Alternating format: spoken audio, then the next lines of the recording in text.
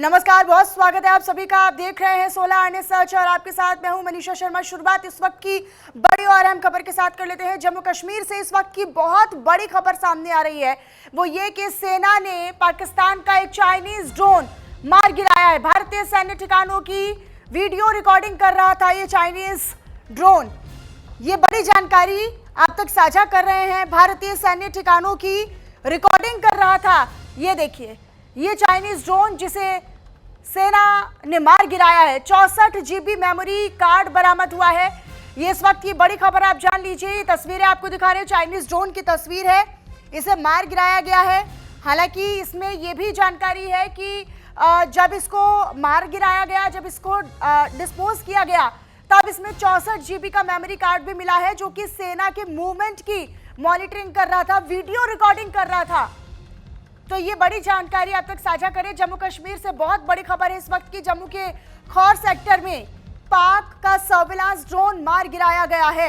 ये इस वक्त की जानकारी आप तक साझा कर रहे हैं। ये वो ड्रोन की तस्वीर आपको दिखा रहे हैं, जो कि सेना की ओर से बरामद किया गया है। 64 GB मेमोरी कार्ड में वीडियो रिकॉर्डिंग की जा रही थी। पाक की नापाक हरकत का एक बार फिर से खुलासा हो चुका है। ये देखिए, तस्वीरों के साथ ये जानकारी भी आप तक साझा कर रहे हैं। जम्मू के खौर सेक्टर में दरअसल नापाक इरादों से पाकिस्तान नजर आया, लेकिन फिर इस नापाक मंसूबों को नाकाम कर दिखाया है भारतीय सेना ने।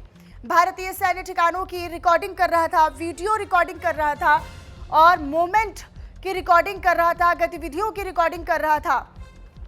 यह बड़ी खबर है। सेना ने पाकिस्तान का चाइनीज ड्रोन मार गिराया है। भारतीय सैन्य ठिकानों की वीडियो रिकॉर्डिंग कर रहा था। निश्चित ही ये जानकारी और आगे तक पहुंचाने के मंसूबे के साथ पाकिस्तान का ये चाइनीज ड्रोन। लेकिन फिलहाल इसमें अच्छी खबर ये है कि इसे डिस्पोज कर दिया गया है, इसे मार गिराया गया है। इसमें से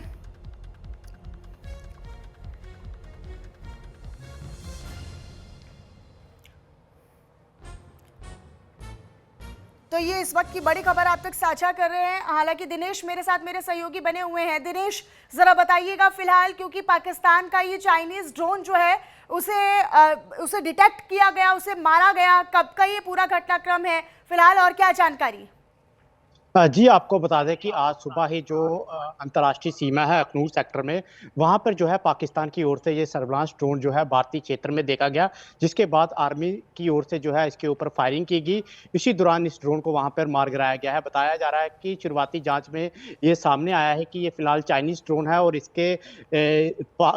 जो इसके पास से जो एक मेमोरी कार्ड और एक बैटरी जो है वो बरामद की है। फिलहाल अब सुरक्षा एजेंसियां इस पूरे मामले की जो है जाँच कर रहे हैं और ये पता लगाया जा रहा है कि किन कारणों से इस ड्रोन को जो है सीमा पार भेजा गया था। फिलहाल अभी ये साफ हो पाया है कि ये फिलहाल क्या इस बारे में भी जानकारी मिल पाई है कि इस ड्रोन में जो कि वीडियो रिकॉर्डिंग कर रहा था सैन्य ठिकानों की, कहां की रिकॉर्डिंग है इस ड्रोन में? कोई इस बारे में जानकारी मिल पाई है? कितने ठिकानों की रेकी कर चुका है, कितने ठिकानों की जानकारी है? जी, फिलहाल अभी ये साफ नहीं हो पाया है, क्योंकि अभी इस ड्रोन की जो है जांच के लिए आगे भेज दिया गया है। फिलहाल अभी इस ड्रोन की जो है पूरी तरह से जांच की जाएगी और जांच होने के बाद ही ये साफ हो पाएगा कि इस ड्रोन में किस किस इलाके की जो है रिकॉर्डिंग है और किन कारणों से इस ड्रोन को जो है भारतीय क्षेत्र में भेजा था। फिलहाल इस ड्रोन को अखनूर के खोर सेक्टर में मार गिराया है और भारतीय सेना ने इसे अपने कब्जे में लिया है। आगे की जांच के लिए इसे जो है भेज दिया गया है। जी, लेकिन फिलहाल इलाके में किस तरह की नाकाबंदी की गई है? क्या, कौन सा इलाका, कहां पर एग्जैक्ट इस ड्रोन को देखा गया था और कहां तक, कितनी बड़ी चुनौती सेना के सामने आई?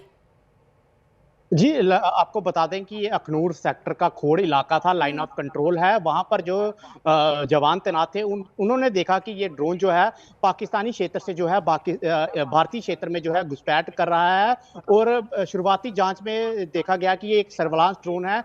तस्वीरें जो है भारतीय क्षेत्र की जो है कैप्चर कर रहा था। इसी दौरान जो है भारतीय सेना ने ड्रोन के ऊपर फायरिंग की है और इसी दौरान इस ड्रोन को वहां पर मार गिराया गया है और ड्रोन को कब्जे में ले लिया है और आगे की जांच के लिए इसे जो है भेज दिया गया है। अब जांच में ये सामने आएगा कि ये ड्रोन जो है किस किस इलाके की इस ड्रोन में फुटेज है, किस कारण से ये ड्रोन को भारतीय क्षेत्र में भेजा है। शुरुआती जांच में जो है यही पता चल पाया है कि ये एक चाइनीज ड्रोन है और पाकिस्तान क्षेत्र से जो है भारतीय क्षेत्र में घुसपैठ करके आया था। जी ठीक है दिनेश, शुक्रिया आपका इस तमाम जानकारी को साझा करने के लिए। अपनी नजर आप इस पर बनाकर रखिएगा। तो वही मिडिल ईस्ट का मैदान अब सिर्फ दो देशों की जंग नहीं रह गया है, बल्कि पूरा इलाका बारूद के ढेर पर बैठा हुआ नजर आ रहा है। ईरान अमेरिका टकराव के बीच अब इराक और सऊदी अरब भी इसकी चपेट में आते हुए दिख रहे हैं।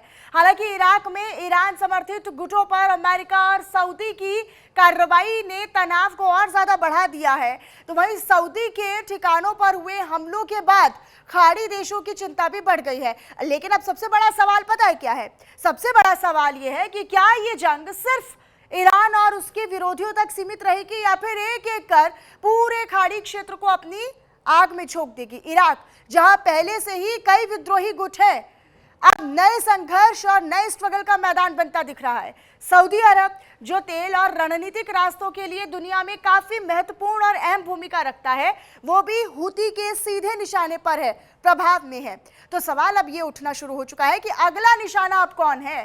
क्या यमन, फिर कोई और देश इस युद्ध की जद में आएगा? देखिए कैसे एक एक करके खुल रहे हैं इस जंग के नए मोर्चे।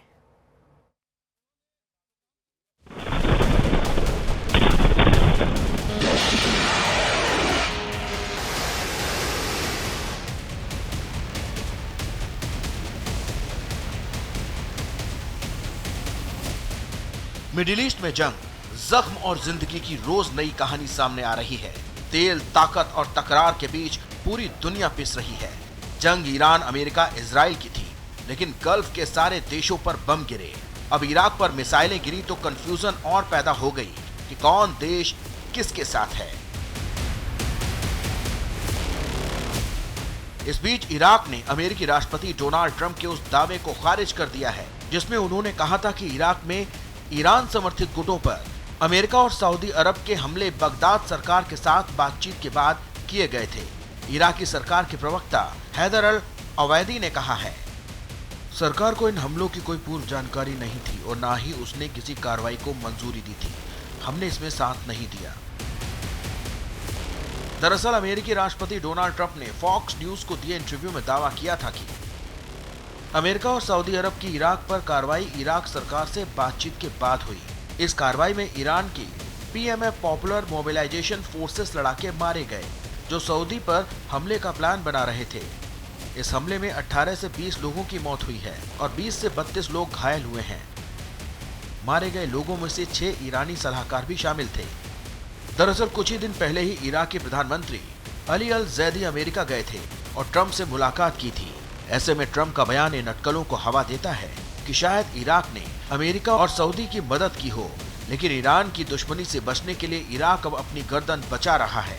इतना ही नहीं, इन हमलों के बाद प्रधानमंत्री अली अल जैदी ने अपना प्रस्तावित सऊदी अरब दौरा भी स्थगित कर दिया।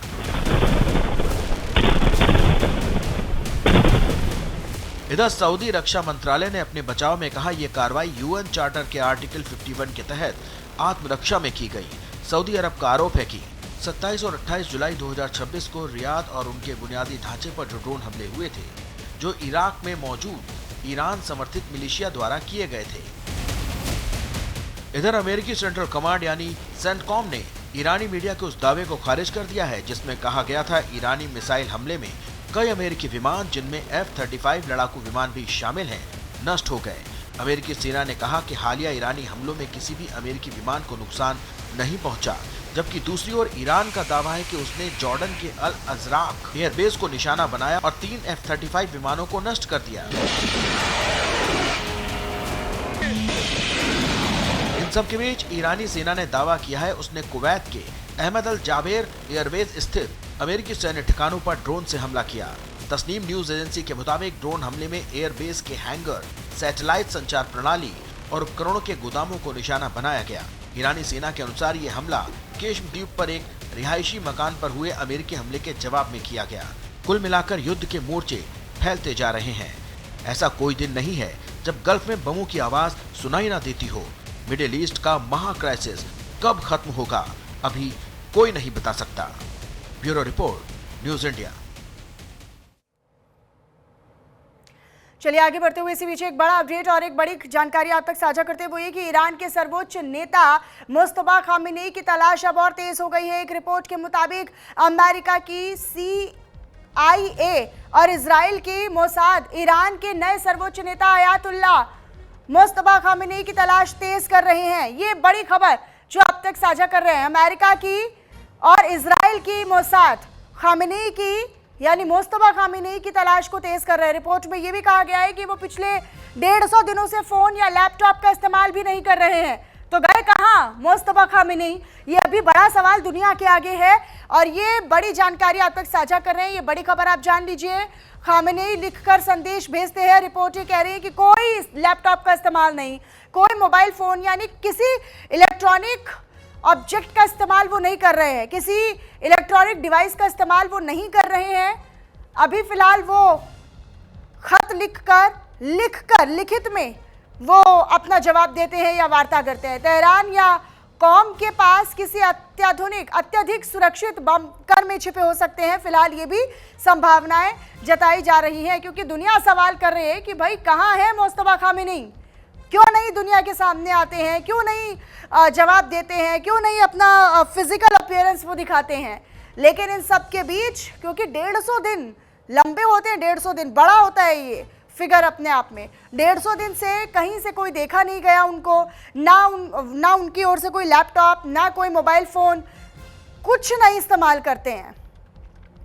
मोसाद उन्हें ढूंढ रहा है, CIA उन्हें ढूंढ रही है। उन्हें ढूंढने के लिए जांच एजेंसियां पुरजोर कोशिश कर रही हैं, एड़ी चोटी का जोर लगा रही हैं। रिपोर्ट के अनुसार इलेक्ट्रॉनिक डिवाइस इस्तेमाल वो नहीं कर रहे हैं फिलहाल।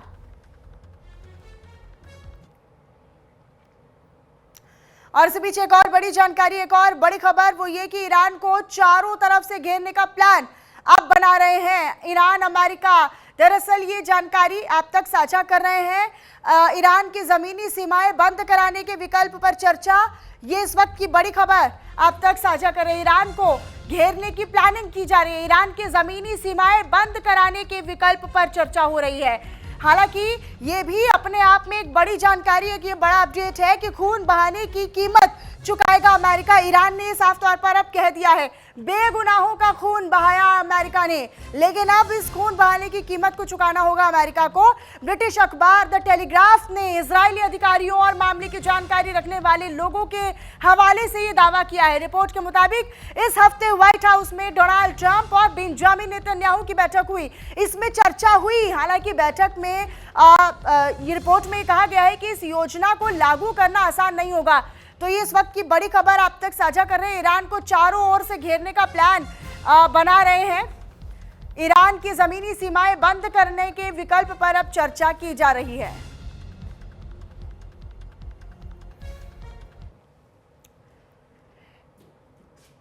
इधर नेपाल में एक मामूली सा विवाद और विवाद ने सांप्रदायिक तनाव का रूप ले लिया है। डीजे की आवाज और धार्मिक आयोजन को लेकर शुरू हुआ ये विवाद हिंसक हो गया, हिंसा में तब्दील हो गया। नेपाल के सुनसरी इलाके में हालात इतने बिगड़े, इतने चिंताजनक हो गए कि प्रशासन को कर्फ्यू तक लगाना पड़ा। सवाल यह है कि क्या एक छोटी सी बात ने नेपाल की सामाजिक शांति को बड़ा झटका दे दिया है? क्यों धार्मिक आयोजनों और परंपराओं से जुड़े विवाद तेजी के साथ टकराव में बदल रहे हैं? लेकिन सबसे बड़ा सवाल यही है कि क्या नेपाल में बढ़ता सांप्रदायिक तनाव सिर्फ एक स्थानीय विवाद है या फिर इसके पीछे कोई बड़ा सामाजिक संकट छिपा है? देखिए नेपाल में कैसे एक डीजे विवाद बना सांप्रदायिक टकराव की वजह और क्यों इस घटना ने भारत की चिंता को बढ़ा दिया है।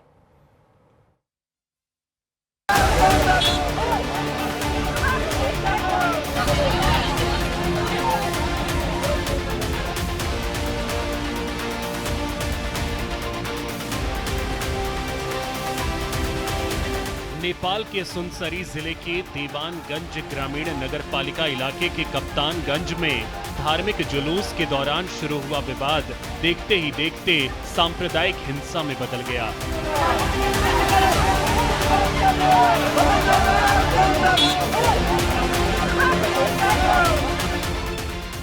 दो समुदायों के बीच हुई झड़प के बाद हालात तेजी से बिगड़ गए।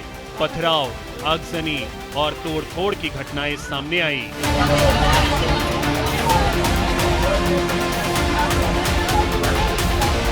कई वाहनों को आग के हवाले कर दिया गया, जबकि दुकानों और मकानों में भी तोड़फोड़ की गई।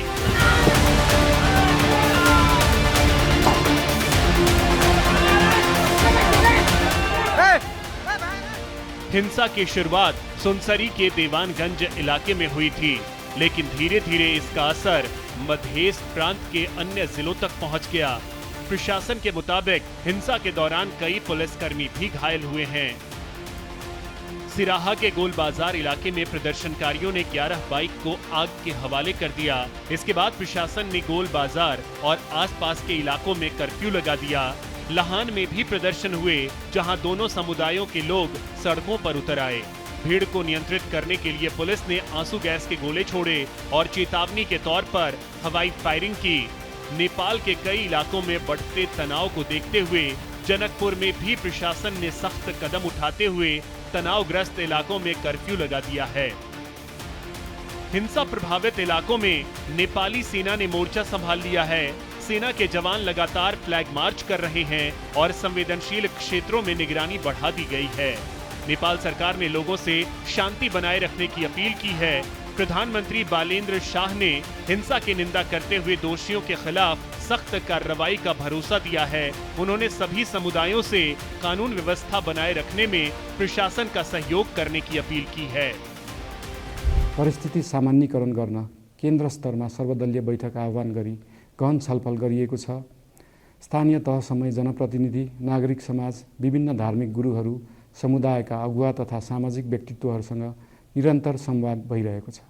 स्थानीय स्थितिको प्रत्यक्ष अनुगमन गर्न, पीडित पक्षसँग संवाद गर्न र शान्ति सुरक्षालाई थप सुदृढ बनाउन गृहमन्त्री स्वयं सो स्थानमा पुगिसक्नु भएको छ। साथै देशको समग्र शान्ति सुरक्षाको अवस्थाबारे गम्भीर समीक्षा गर्न राष्ट्रिय सुरक्षा परिषदको बैठक बसी परिस्थिति अनुसारका आवश्यक निर्णयहरू समेत गरिसकिएको छ। यस्तो संवेदनशील घडीमा सामाजिक सञ्जाल वा अन्य माध्यमबाट असत्य, अपुष्ट सूचना, अफवाह, घृणा फैलाउने सामग्री वा समुदायबीच वैमनस्य बढाउने अभिव्यक्ति प्रचार प्रसार नगराउन अनुरोध गर्दछु। फिलहाल नेपाल के दक्षिणी हिस्सों में स्थिति पर सुरक्षा एजेंसियों की कड़ी नजर बनी हुई है। प्रशासन के लिए सबसे बड़ी चुनौती अब शांति बहाल करने के साथ साथ अफवाहों और दोबारा हिंसा की किसी भी संभावना को रोकना है। इसी के साथ प्रशासन ने उपद्रवियों के खिलाफ भी कार्रवाई शुरू कर दी है। Bureau report, news India. तो यूपी विधानसभा चुनाव में अब कुछ ही दिन शेष बाकी रह गए हैं, लेकिन जैसे जैसे चुनाव नजदीक आ रहे हैं वैसे वैसे ही राजनीतिक दलों की सक्रियता भी बढ़ती जा रही है। इसी क्रम में सीएम योगी आदित्यनाथ लगातार प्रदेश का दौरा कर रहे हैं, जबकि विपक्षी दलों की जमीनी मौजूदगी को लेकर भी तमाम तरह के सवाल अब उठने लगे हैं। एक रिपोर्ट।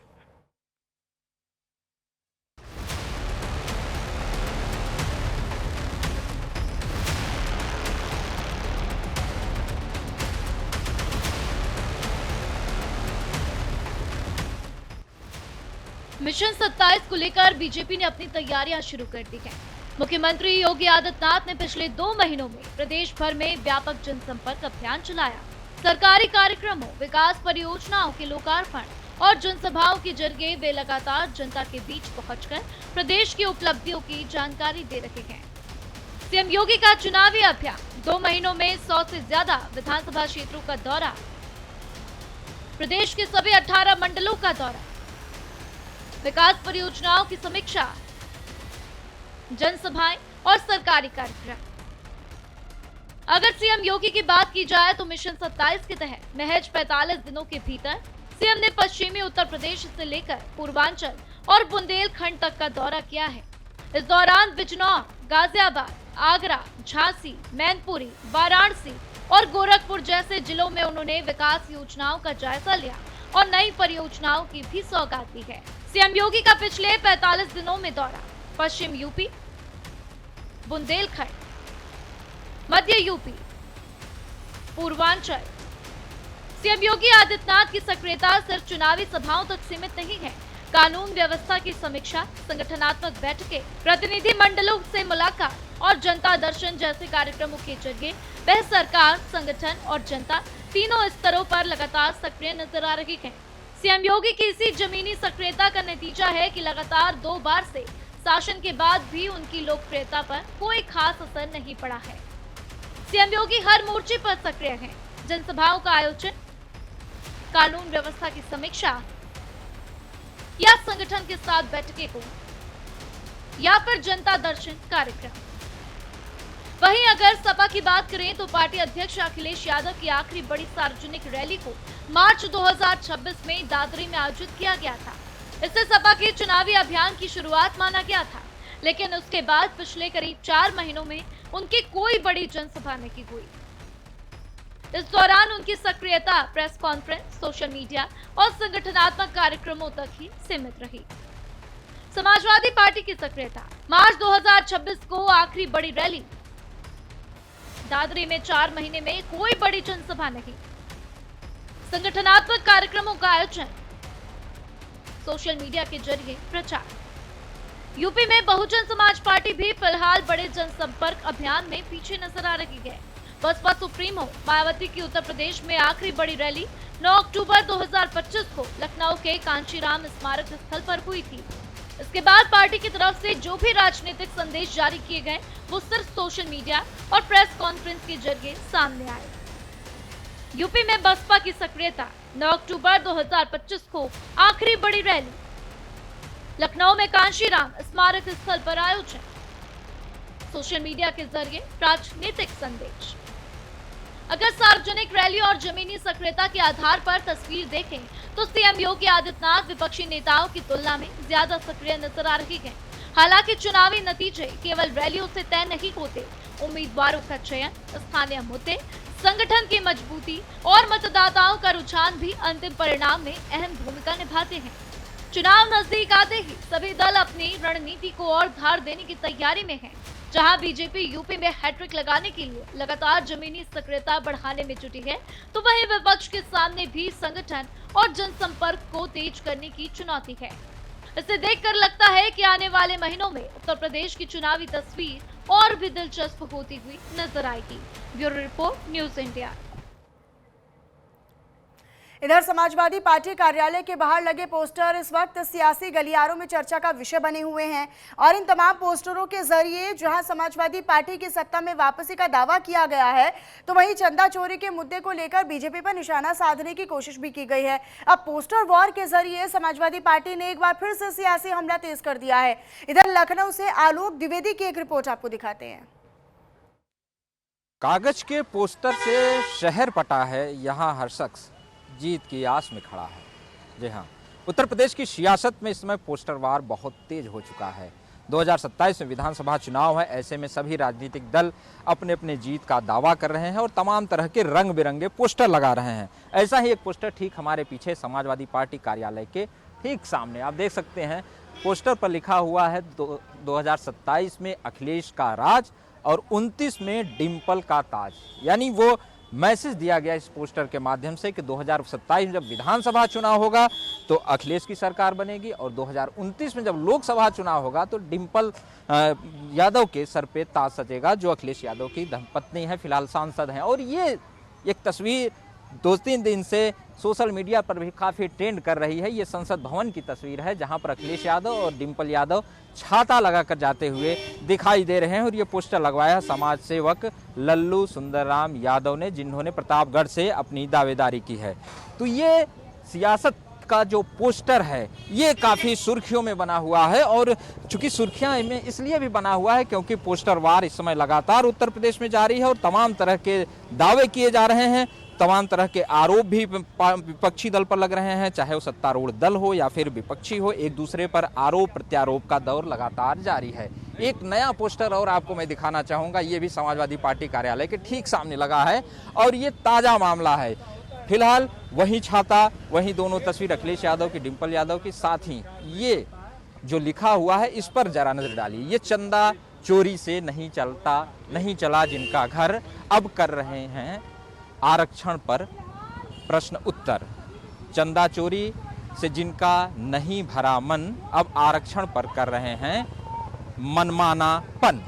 तो ये है वो शब्द जो इस समय सुर्खियों में है, समाजवादी पार्टी के सामने ये पोस्टर लगाए गए, ये होर्डिंग्स लगाई गई है। इससे पहले भी तमाम होर्डिंग्स लगाई गई थी जो लगातार सुर्खियों में बनी रही। इस पर काफ़ी राजनीति भी हुई, क्रिया प्रतिक्रिया भी होती रही। सत्ता पक्ष के लोग कुछ और कहते रहे, सत्तारूढ़ दल के लोग यानी भारतीय जनता पार्टी के लोग, समाजवादी पार्टी के लोग कुछ और कहते रहे। लेकिन चूंकि चुनाव है तो बात होगी और बात निकलेगी तो दूर तलक जाएगी। और हमारे कैमरे से ये बात, ये पोस्टर, ये होर्डिंग्स दूर तलक तक जाने के लिए तैयार है। एक और मैं आपको होर्डिंग्स दिखाना चाहूँगा। ये छाता नहीं, जनता के भरोसे की छांव है। ये किस छाते की बात की गई इस होर्डिंग्स में, क्योंकि पहले भी दिखाया था, ये वही छाता है जिसके नीचे अखिलेश यादव खड़े हैं और आसमान की तरफ देख रहे हैं। यानी ये दिखाया गया है किस तरह से उम्मीदें बरकरार हैं। उसके बगल में उनकी जो धर्मपत्नी है डिम्पल यादव, जो सांसद हैं वर्तमान में, और एक और पोस्टर है, हम इसकी भी बात करेंगे, इसकी भी चर्चा करने की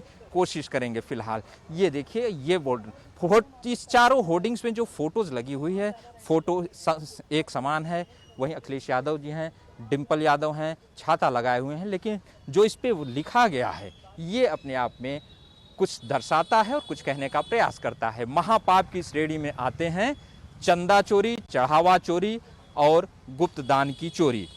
जो भगवान के नाम पर विश्वास की कमाई लूटते हैं, श्री राम उन्हें कभी क्षमा नहीं करेंगे। तो ये बगल में राम मंदिर की वो तस्वीर है। समाज सेवक वहीं हल्लू राम सुंदर यादव हैं जो पट्टी प्रतापगढ़ से अपनी दावेदारी कर रहे हैं। फिलहाल ये चार जो होर्डिंग्स लगी हुई समाजवादी पार्टी कार्यालय के सामने, ये सुर्खियां बटोर रही हैं, सोशल मीडिया पर खूब वायरल हो रही हैं। और इन होर्डिंग्स के जरिए ये दावा किया जा रहा है कि 2027 में उत्तर प्रदेश में समाजवादी पार्टी की सरकार बनेगी और 2029 में जब लोकसभा चुनाव होगा तो डिम्पल यादव उसकी अगुवाई करेंगे और हो सकता है कि प्रधानमंत्री पद का भी चेहरा हो। लेकिन होर्डिंग्स हैं, पोस्टर्स हैं, बैनर्स हैं, सबको कहने की आज़ादी है, लोकतंत्र है। फिलहाल वक्त बताएगा कि होर्डिंग कितना कारगर थी। लखनऊ से वीडियो जर्नलिस्ट अभिषेक के साथ मैं आलोक द्विवेदी, न्यूज़ इंडिया के लिए। चलिए, ब्रेक के बाद एक बार फिर से आप सभी का स्वागत है। तो राम मंदिर चढ़ावा चोरी पर आज संसद परिसर में विपक्ष का एक अनोखे तरीके से विरोध प्रदर्शन दिखाई दिया। दरअसल चढ़ावा चोरी के मुद्दे पर विपक्षी सांसदों ने संसद परिसर के अंदर एक नाटक रचा, एक नाट्यक्रम किया, जिसने पूरे देश का ध्यान अपनी ओर आकर्षित कर लिया, खींच लिया। दरअसल इस अनोखे प्रदर्शन के दौरान पूर्णिया से सांसद पप्पू यादव भगवा वस्त्र धारण किए पुजारी की भूमिका में नजर आए। और यही नहीं, उनके सामने एक दान पेटी भी रखी गई। ये देखिए, दान पात्र जो अमूमन आप मंदिरों में देखते हैं, जिसमें आप दान देते हैं अपनी इच्छा अनुसार, वो दान पेटी रखी गई, जिसमें राहुल गांधी समेत कई विपक्षी सांसदों ने उसमें चंदा भी डाला। इसके बाद पप्पू यादव चंदा लेकर वहां से भागने लगे। ये पूरा नाट्यक्रम इसमें दिखाने की कोशिश की गई। तभी विपक्षी सांसदों ने उन्हें पकड़ लिया और चंदा चोर, गद्दी छोड़ के नारे लगाने लगे।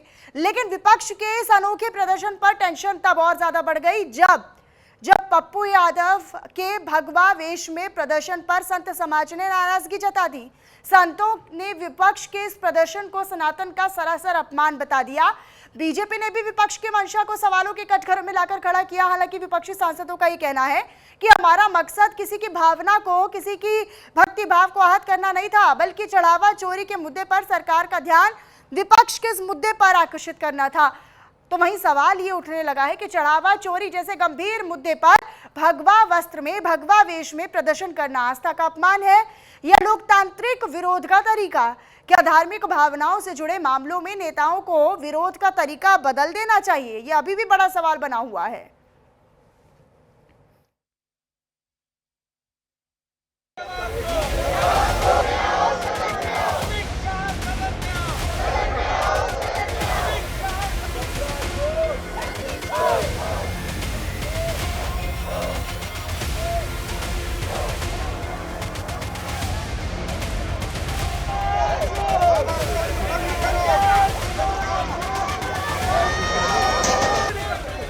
माथे पर चंदन, गले में कंठी माला, साधु का वेश और दानपात्र लेकर संसद के मकर द्वार पर बैठे पूर्णिया के सांसद पप्पू यादव। ये तस्वीर है राम मंदिर चढ़ावा चोरी पर विपक्ष के अनोखे विरोध प्रदर्शन की, जिसने पूरे देश का ध्यान अपनी ओर खींच लिया। संसद परिसर में पप्पू यादव और विपक्षी सांसदों के प्रदर्शन का ये अंदाज देखते ही देखते वायरल हो गया।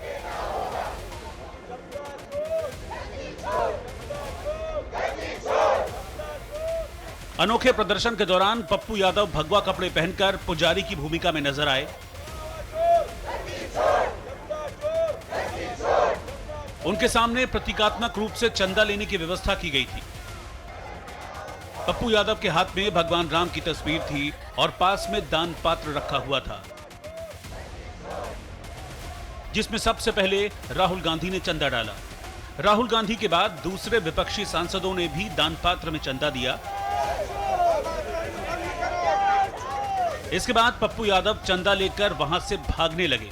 तभी समाजवादी पार्टी के सांसदों ने उन्हें पकड़ लिया और मजाकिया अंदाज में पप्पू यादव की पिटाई का अभिनय किया। विपक्षी सांसदों ने राम मंदिर में चढ़ावा चोरी पर सवाल उठाते हुए अपने विरोध को नाटकीय अंदाज में सामने रखा। तो आपने सांसदों का स्वरूप देखा आज।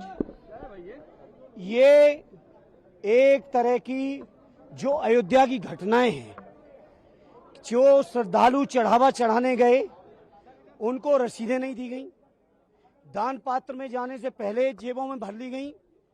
जहां गिनती होती थी पैसे की, वहां से सीसीटीवी ने कुछ ही दिनों के अंदर 70 वीडियो पकड़े और पुराने सारे वीडियो डिलीट कर दिए।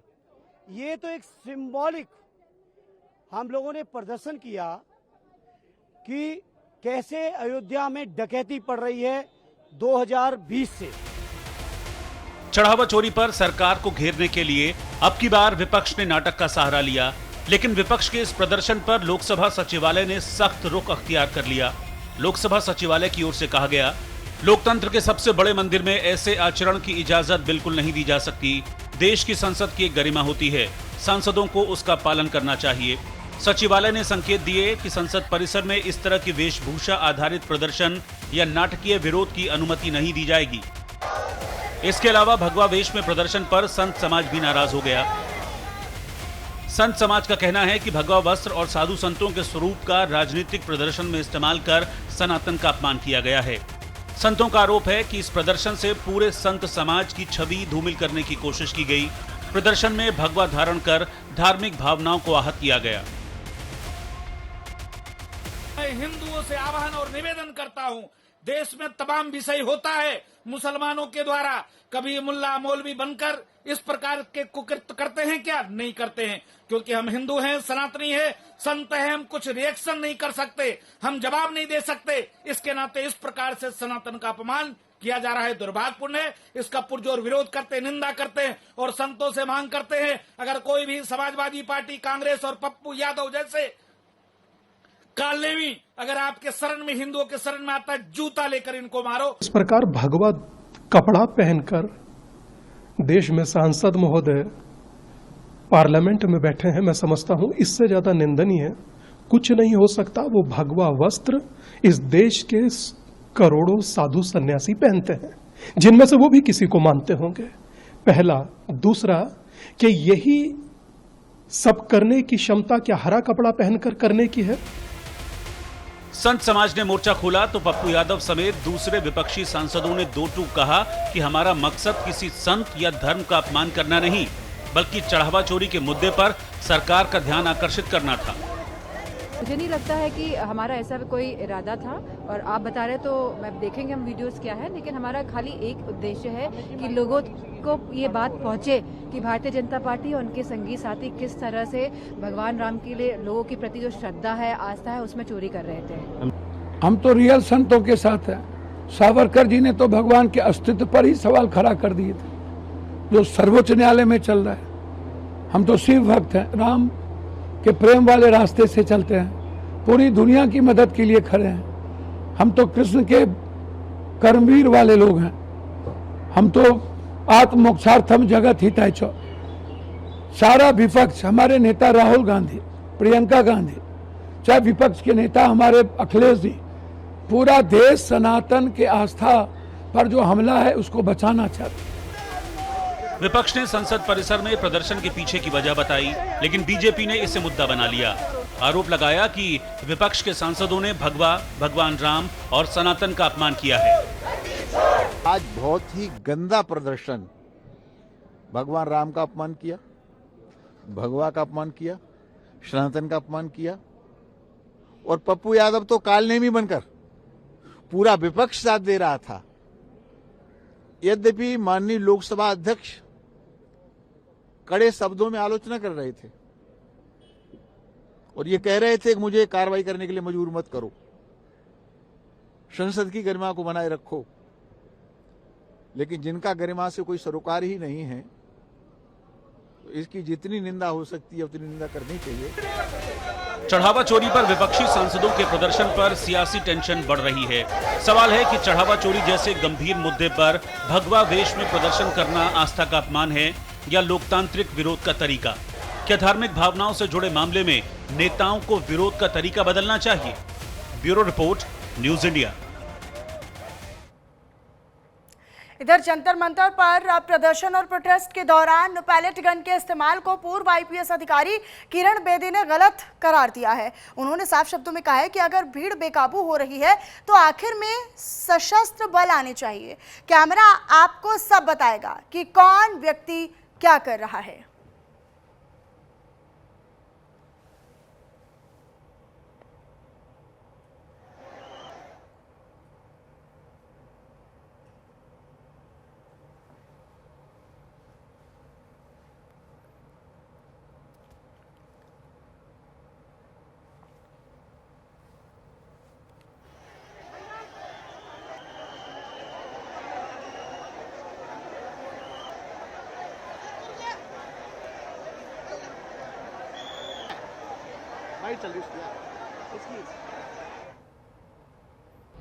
My father was at a main protest site.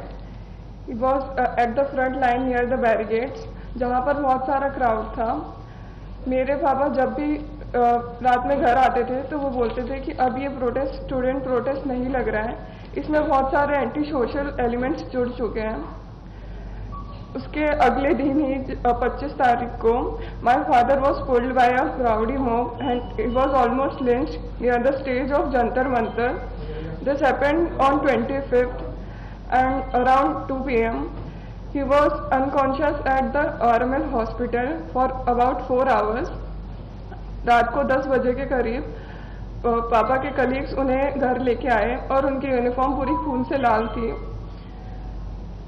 उन्हें ऐसे देख के हमारे लिए बहुत पेनफुल था। हमने जब उनसे पूछा कि पापा ये कैसे हुआ तो उन्होंने बताया कि बेटा कोई बात नहीं, ड्यूटी के टाइम पर छोटी मोटी चोटें लगती रहती हैं। जंतर मंतर के प्रोटेस्ट के दौरान उन्हें भी अपनी ड्यूटी दी गई थी।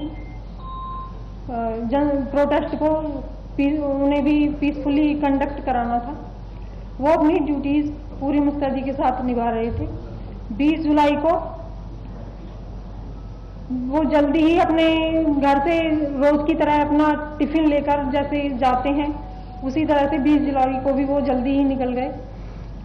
और उन्होंने जब 11 बजे के आसपास मेरी उनसे बातें हुई तो उन्होंने फोन पर बताया कि आज जंतर मंतर पर भीड़ कुछ ज्यादा है और प्रोटेस्टर जो हैं वो संसद मार्च के लिए जा रहे हैं। मेरे पापा भी जंतर मंतर के फ्रंट लाइन से उनकी ड्यूटी लगी थी प्रोटेस्ट में एंड ऑन 25th में एट 2 PM मुझे पता चला कि मेरे फादर को उनके हेड पे इंजरी आ रखी है उनके फ्रेंड के थ्रू।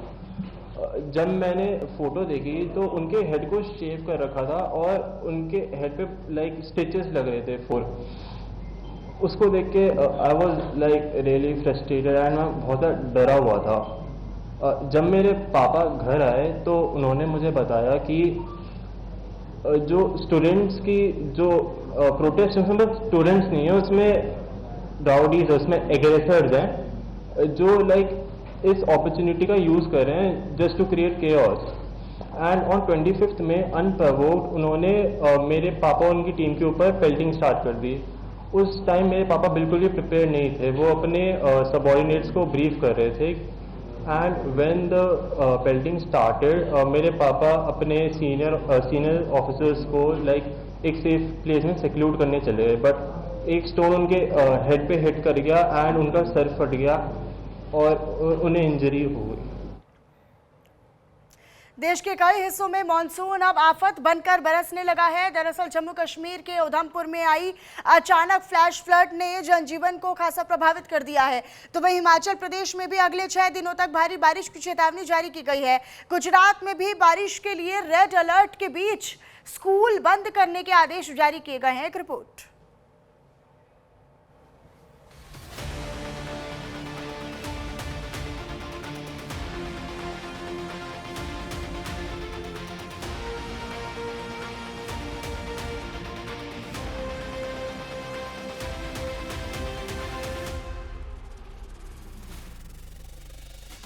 जम्मू कश्मीर के उधमपुर जिले में मानसून का कहर देखने को मिला।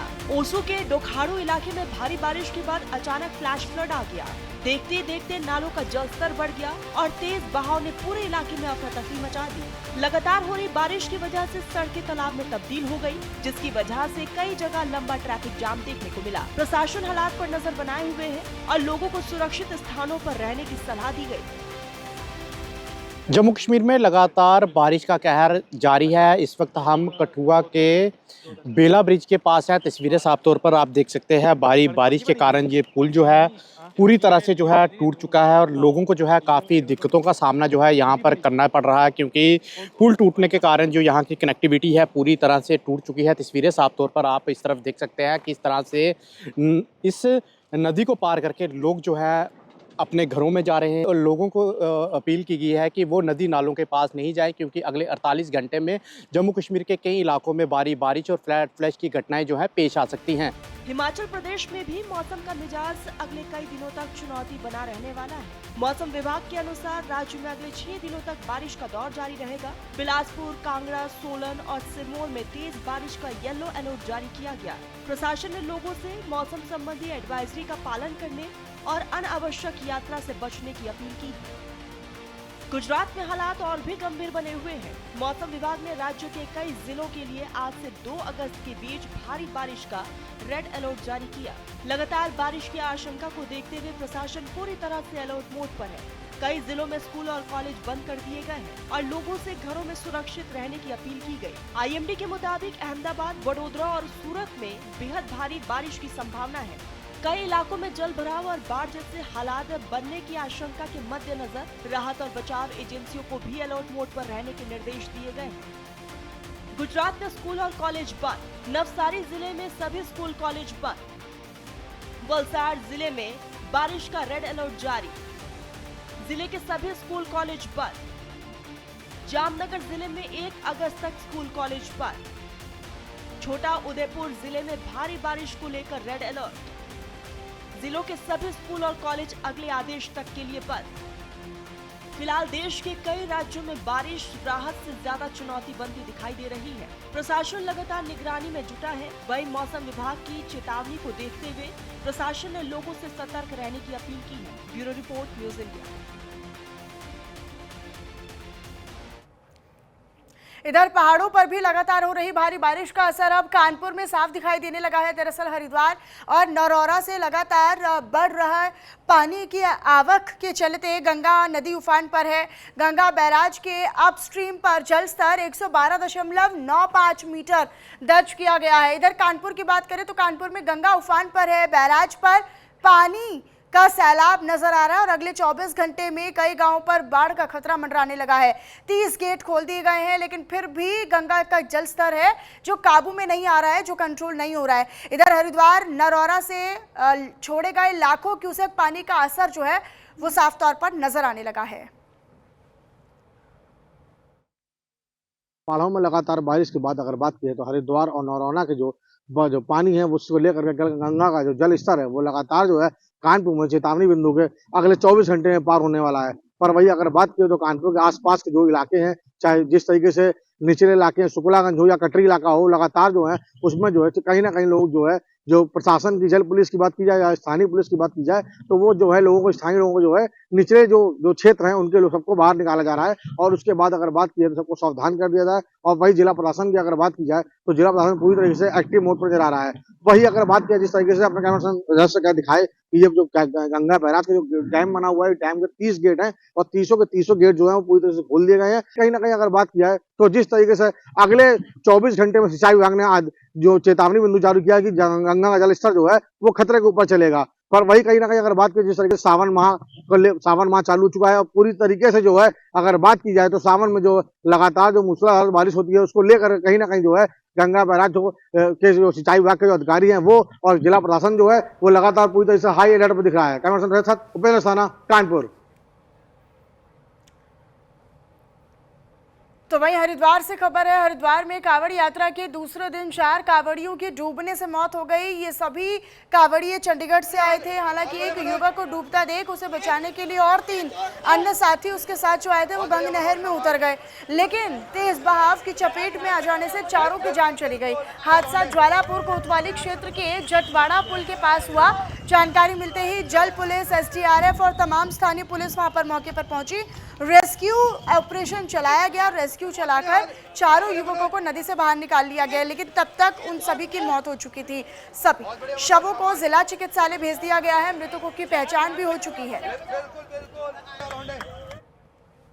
यात्रा प्रारंभ हो चुकी है और विभिन्न प्रांतों से जो श्रद्धालु हैं वो हरिद्वार आना प्रारंभ हो गए हैं और लगातार आस्था की डुबकी लगाने के बाद लोगों के द्वारा जल को लेकर के अपने अपने गंतव्य को रवाना भी हो रहे हैं। इसी क्रम में कांवड़ियों का एक ग्रुप जो कि चंडीगढ़ से आए हुए थे, लगभग ये 16 कांवड़िए थे, जिसमें जटवाड़ा पुल से आगे जो कि घाट भी नहीं है और वो निर्जन क्षेत्र है, वहाँ पे 4 लड़के नदी में उतरे जहाँ पे गहरा पानी भी था और कीचड़ भी था, जिसमें वो उसकी चपेट में आ गए। और पुलिस को जब सूचना मिली तत्काल वहाँ पे हमारी जल पुलिस एसडीआरएफ एनडीआरएफ की टीमें भी पहुंची, लेकिन अत्यंत दुर्भाग्यपूर्ण स्थिति रही कि चारों की बॉडी रिकवरी हो पाई। उनको आवश्यक वैधानिक कार्रवाई हेतु पंचायतनामा पोस्टमार्टम की कार्रवाई करने के लिए अभी भी। वहीं एसएससी की ऑनलाइन भर्ती परीक्षा में हाईटेक तकनीक के जरिए नकल कराने वाले अंतर्राज्यीय गैंग के फरार मास्टरमाइंड को आखिरकार एसटीएफ की ओर से अलवर से धर दबोच लिया गया। आरोपी लोकेश पिछले 2 महीनों से फरार चल रहा था। जांच में खुलासा हुआ है कि वह ऐसे मॉडिफाइड टीएफटी स्क्रीन तैयार करता था जिनकी मदद से परीक्षा केंद्र के बाहर बैठा सॉल्वर अभ्यर्थी की जगह पूरा क्वेश्चन पेपर सॉल्व करता था, हल करता था।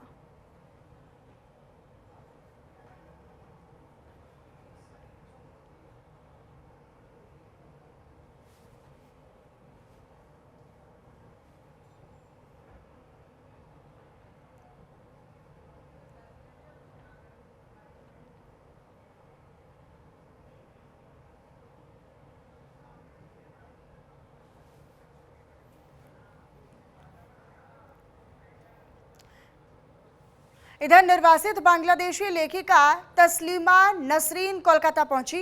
वे लगभग 2 दशक बाद लौटी हैं। नेताजी सुभाष चंद्र बोस इंटरनेशनल एयरपोर्ट पर मौजूद समर्थकों ने उनका स्वागत भी किया।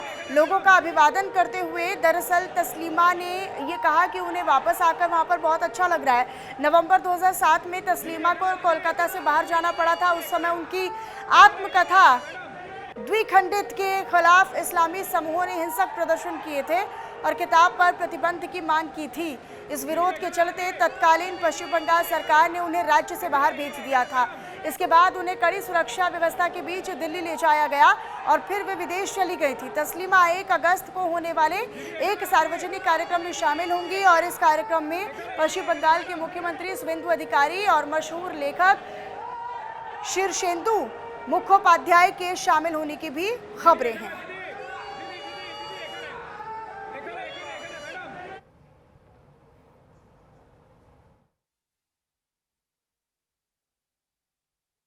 And I didn't get any support from other governments, but this government actually provided me with security so that I could come back.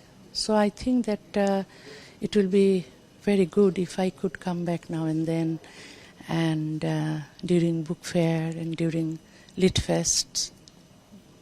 You are well known for freedom of speech. What's your message for Kolkata? You know, freedom of expression is very important for democracy. Without freedom of expression, there is no democracy.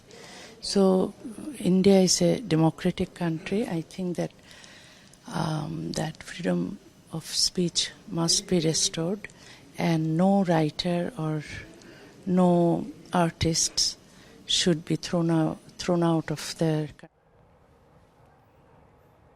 तो भाई social media की बात कर लेते हैं। दरअसल social media पर कुछ पोस्ट तेजी के साथ वायरल हुई, जिनमें ये दावा किया गया कि कॉकरोच जनता पार्टी समर्थकों ने एक बार फिर से जंतर मंतर पर बहुत बड़ी संख्या में भीड़ जुटा ली है। हालांकि न्यूज इंडिया की टीम ने मौके पर पहुंचकर पूरे इलाके का जायजा भी लिया तो वायरल दावों की पुष्टि नहीं हुई। इसी को लेकर दिखाते हैं आपको हमारे सहयोगी कंचन भारद्वाज की एक रिपोर्ट। सोशल मीडिया पर दावा किया जा रहा है कि जो सीजेपी समर्थक हैं वो दोबारा से जो है जंतर मंतर पहुंच रहे हैं और वहां पर जो है प्रोटेस्ट की तैयारी चल रही है। लेकिन जो सोशल मीडिया पर दावा किया जा रहा है पूरी तरीके से फेक है।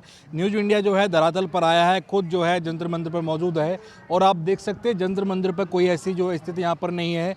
साथ ही यहाँ पर तमाम जो आरएफ के जवान हैं वो यहाँ पर जो है तैनात हैं और पूरी तरीके से यहाँ पर बैरिकेडिंग कर दी गई है, क्योंकि जिस तरीके से लगातार जो है सोशल मीडिया पर वीडियो वायरल हो रहे हैं, उस वीडियो में लगातार जो समर्थक हैं सीजेपी के वो यहाँ पर जो है पहुँचने का दावा कर रहे हैं, भीड़ इकट्ठी पहुँच रही है और लगातार जो यूजर्स हैं वो लगातार ये दावा कर रहे हैं कि जो दोबारा से जो सीजेपी का प्रोटेस्ट है उसकी तैयारी। तो कहीं ना कहीं जो है यहाँ पर जो जंतर मंतर पर ऐसा कुछ देखने को नहीं मिल रहा है। जो सीजेपी प्रोटेस्ट जो कर रहे थे लोग, समर्थक थे, वो यहाँ पर नहीं पहुँच रहे हैं। यहाँ जो स्थिति है वो पूरी तरीके से सामान्य है, क्योंकि जिस तरीके से अभी रात से जो है वीडियो लगातार वायरल हो रही है, उन वीडियो में दावा किया जा रहा है कि जो समर्थक थे और पुलिस के बीच जो मारपीट हुई थी और कहीं ना कहीं लाठीचार्ज हुआ था, इस दौरान जो है कई समर्थक जो घायल हुए थे, कई पुलिस वाले घायल हुए थे। तो उनके खिलाफ जो एफआईआर हुई थी उनको वापसी लेने के लिए लगातार जो कयास किए जा रहे हैं और उसके जो समर्थन में लगातार जो वीडियो वायरल हो रही है, वीडियो में कहा जा रहा है कि अगर सरकार मुकदमे वापस नहीं लेती तो बीजेपी का जो प्रोटेस्ट है वो जंतर मंतर पर पहुंचेगा और वो उसमें भीड़ दिखाई भी दे रही थी।